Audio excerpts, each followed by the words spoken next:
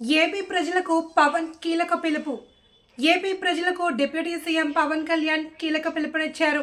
వన మహోత్సవ కార్యక్రమాన్ని విజయవంతం చేయాలి అని కోరారు. శుక్రవారం పవన్ మాట్లాడుతూ దేశీయ మొక్కల పచ్చదనంతో రాష్ట్రం కలకలలాడాలి. వన మహోత్సవంలో ప్రతి ఒక్కరూ పాల్గొనాలి. ఇది ప్రతి ఒక్కరి సామాజిక బాధ్యత. అన్య జాతుల మొక్కలను పెంచడం మానేద్దాం. దేశవాళీ జాతుల మొక్కలే పర్యావరణానికి నేస్తాలు అని అన్నారు. అందరికీ హృదయపూర్వక నమస్కారాలు. వన మహోత్సవ కార్యక్రమాన్ని అందరూ సామాజిక బాధ్యతగా తీసుకోవాలని మనస్ఫూర్తిగా అభ్యర్థిస్తున్నాను. పర్యావరణ సమతుల్యత కోసం పచ్చదనాన్ని పెంచాలి అనేది ఎన్డీఏ కూటమి ప్రభుత్వ లక్ష్యం. 29% ఉన్న పచ్చదనం 50% తీసుకెళ్లాలే లక్ష్యంగా పనిచేస్తున్నాం. ఈ వన మహోత్సవ కార్యక్రమంలో మరొక ముఖ్య విషయం, వృక్ష జాతుల ఎంపిక చాలా కీలకం. అవి స్వదేశీ వృక్ష జాతులను ఎంపిక చేసుకోవటం చాలా అవసరం. స్థానిక వృక్ష జాతులు నాటడం ద్వారా జీవ వైవిధ్యాన్ని, నేల ఆరోగ్యాన్ని మరియు పర్యావరణం మరియు మానవ ఆరోగ్యాన్ని కాపాడిన వాళ్ళు అవుతాం.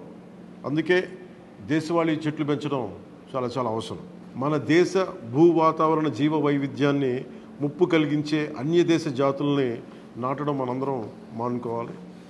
చూడటానికి మొక్క ఆకర్షణీయంగా ఉంది, మొక్క నాటితే ఏపుగా పెరిగిపోతుంది, నిర్వహణ ఖర్చులుంటాం అని చెప్పి ఎవెన్యూ ప్లాంటేషన్ పేరు మీద గత దశాబ్ద కాలంలో అన్యదేశ వృక్ష జాతులైన కోనాకార్పస్, ఏడాకుల పాల, మడగాస్కర్ ఆల్మండ్, ఆస్ట్రేలియా తుమ్మ లాంటి వృక్ష జాతుల్ని విరివిగా నాటేశాం. వీటి మూలంగా పర్యావరణానికి ప్రయోజనం కంటే కూడా ఆరోగ్యం మీద, భూగర్భ జల సంపద మీద చాలా తీవ్ర ప్రభావం చూపుతూ ఉంది.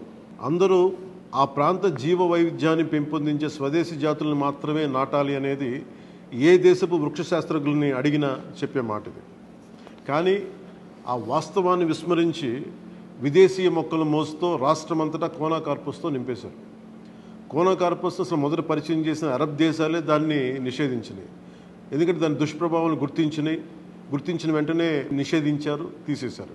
మన దేశంలో తెలంగాణ, గుజరాత్, కర్ణాటక, అస్సాం ప్రభుత్వాలు కూడా వీటిని నిషేధించినాయి.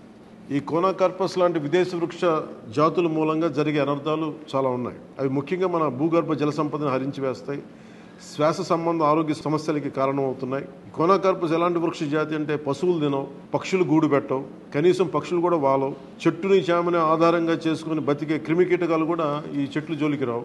పక్షులే దూరంగా ఉండే ఈ మొక్కల్ని మనం మోజులో పడి ఎందుకు వేయాలి అనేది కీలకమైన ప్రశ్న. అందుకే ప్రతి సంవత్సరం జూన్, జూలైతో మొదలై నవంబర్లోని కార్తీక సమారాధన వరకు కొనసాగే ఈ వన మహోత్సవ కార్యక్రమంలో మన స్వదేశీ జాతులైన జీవ ఇంధనంగా ఉపయోగపడే కానుగ, వేప, చింత, ఉసిరి, శ్రీగంధం, ఎర్రచందనం, రావి, మర్రి, రేల, దిరిసెన, సీత, అశోక, మారేడు, నేరేడు, దేవకాంచనం, తెల్లమద్ది, మామిడి, కదంబం, జమ్మి, వెలగ, సీతాఫలం ఇలాంటి ఇంకా ఎన్నో మన జాతుల మొక్కల్ని నాటాలని అందరినీ అభ్యర్థిస్తున్నాం, కోరుకుంటున్నాం. 29% ఉన్న మన పచ్చదనాన్ని 50% తీసుకెళ్లే లక్ష్యంగా చంద్రబాబు నాయుడు గారి నాయకత్వంలో కూటమి ప్రభుత్వం పనిచేస్తుంది. అందరం కలిసి పచ్చదనాన్ని పెంచుకుందాం, పర్యావరణాన్ని కాపాడుకుందామని తెలియజేసుకుంటూ జై హింద్.